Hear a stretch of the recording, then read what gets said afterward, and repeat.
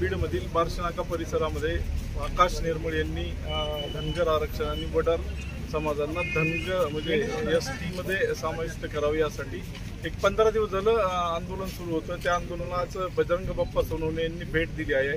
बाप्पा, काय सांगाल, आज या आंदोलनाला आपण भेट दिली आणि भाई आकाश निर्मळ यांची काय मागणी होती आणि यासाठी आपण काय भाई आकाश निर्मळ हे गेली 15 दिवस झालं उपोषणाला बसले होते किंवा ST समाजामध्ये धनगर समाज आणि वडार समाजाचा समाविष्ट केलं पाहिजे। बाकी इतर राज्यामध्ये केलं जातं पण महाराष्ट्रातल्या धनगर समाजाला आणि वडार समाजाला ST प्रवर्गामध्ये समाविष्ट केलेलं नाही, त्याच्यामुळे जातीचा बराच नुकसान होत आहे। तर मी त्यांना विनंती केली की तुम्ही एवढे दिवस झालं बसला, ते म्हणले माझ्याकडं इथं कोण लोकप्रतिनिधी आलं नाही किंवा कोणी शासनाचा माणूस आला नाही, प्रशासन पण कोणी येत नाही। तरी मी म्हणलं हे आपल्याला आपण मरेपर्यंत यायची वाट बघतायत, हे येणारच नाही, त्याच्यामुळे आपण उपोषण सोडलं पाहिजे। तुमच्या मागण्या मी सभागृहात मांडतो आणि माझा तुमच्या मागण्याला पाठिंबा आहे आणि आपल्या वाहिनीच्या माध्यमातून पण मी सर्व बीड जिल्ह्यातील जनतेला सांगू इच्छितो की या उपोषणाला माझा पूर्ण पाठिंबा आहे आणि यांची जी मागणी आहे ती मागणी मी सभागृहामध्ये मांडणार।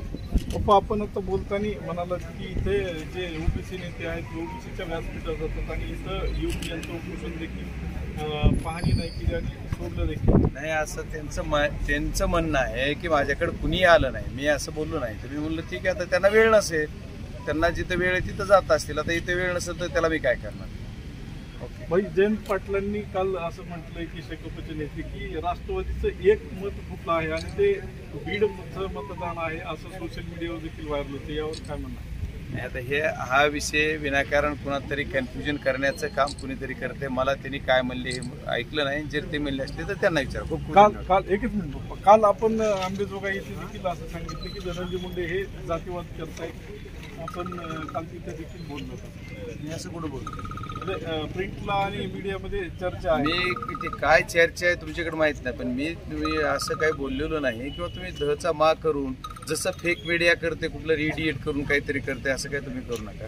पण मी सांगितलं की मी जातीवादी कुठं काही प्रचार केला नाही, जातीवादी प्रचार करायचं काम आदरणीय पालकमंत्री महोदय। शेवटचा प्रश्न, ज्यावेळेस अमोल कोल्हेंनी मराठा आरक्षणाची बाजू आणि मराठा आरक्षणाला OBC मधून देऊ नका आणि म्हणजे त्यामधून देऊ नका, वेगळं द्या असं सांगितलं, यावेळेस आपण त्याची बाजू बाक वाजून म्हणजे घेतली त्या संदर्भात? हे आपलं जे भारतीय जनता पार्टीचेच पाईक आहात का आपण?